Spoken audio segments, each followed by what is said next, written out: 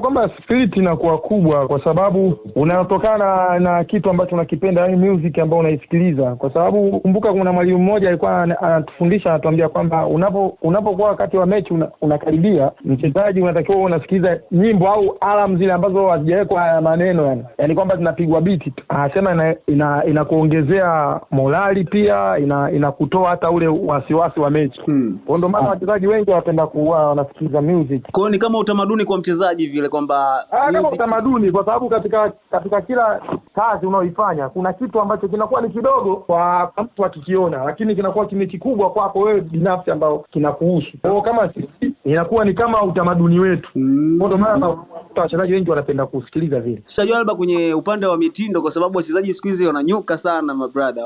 Mitindo ni moja ya pati ya kazi yangu, kwa sababu ili uwe mchezaji lazima kidogo, kwa sababu wewe ni kioo cha jamii, kila mmoja anakutizama wewe. Unakuwa kama unakuwa haueleweki, watu lazima wanaoji huyu mchezaji au nini, lakini tofauti na wewe mtangazaji, hata ukivaa kitu fulani mtangazaji, lakini mchezaji ukiwa umevaa kitu ambacho tofauti na vile ambavyo ulikuwa unategemea, unakuta huyu mchezaji vipi wewe. Kwa hiyo vitu kama hivi. Mimi hapa taratibu wangu ni mmoja, kila ninapokuwa naenda kufanyaga interview huwa napendaga kusikiliza zile nyimbo za vibe sana. Kwa upande wako gani za nyimbo ambazo unapenda kuzisikiliza? Mimi napenda sana kusikiliza singeli. Singeli yani ni nyimbo ambazo zinakufanya kwamba unakuwa unahamna kitu fulani ambacho unaenda kusudia kukifanya.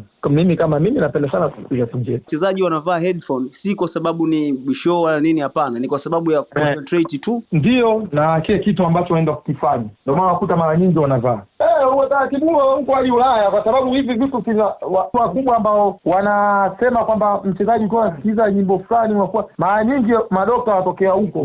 Mimi unajua niliambiwa na dokta na mwalimu akaja kuniambia kitu kama hicho. Kwa hiyo nikaa nimekuja nimekifanyia uchunguzi, nikaona kweli kwenye mechi ngumu ambayo ilikuwa inatakiwa tupate matokeo, nikafanya kitu kama hicho, na kweli nilikuwa confidence nayo na kila kitu ambacho naweza, yani nikawa najiamini, yani unaongezeka kwa kumbe ukifanya hivi kweli unaweza unapata kitu fulani. Kwa hiyo ikawa kitu kama hicho. Kwa upande wako pengine kitu gani ambacho ungependa kuwaambia labda watu ambao, kwa sababu mtu mwingine anaamini sasa mchezaji kachukua tena headphone tena kavaa anaenda tena uwanjani. So unajua kila mtu kuna scenario zake tofauti.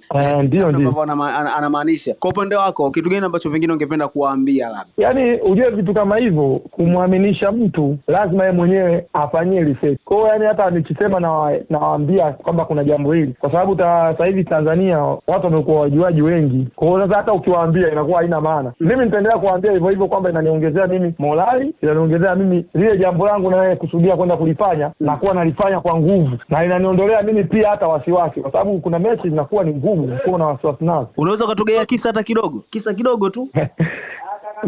Nilikuwa kuna timu moja tulikuwa tunaenda kucheza mechi na Yanga ya Tabora. Ile mechi ilikuwa ngumu. Yaani mechi ilikuwa ngumu sana. Tulikuwa tunacheza chama msimu wa mwaka jana. Basi nikakumbuka ile jambo ambalo huwa nalifanya mara nyingi, lakini hata ile siku ile nikaa nasikiliza nyimbo za Diamond. Lakini baadaye aliingia mchezaji mmoja Mkongo, alikuwa anapiga nyimbo za kikwao zile zenye vibe. Unajua nyimbo za Kikongo zile zina vibe. Sasa tukawa ile morali tu kwa nayo, tukawa tunashangilia yani kama tunaenda kucheza. Yani kama ndo tumeshashinda, tunarudi sasa. Ndo tumeshinda, tunarudi tunashangilia. Lakini kumbe ndo tulikuwa tunaelekea kwenye mechi. Kwa hiyo tukaacha wote, tukaacha haya mambo ya headphone. Kwa hiyo tukawa tunatumia hizo, watu wanakaa wanacheza mule. Hadi mwalimu alikuwa ni Mkongo pia naye.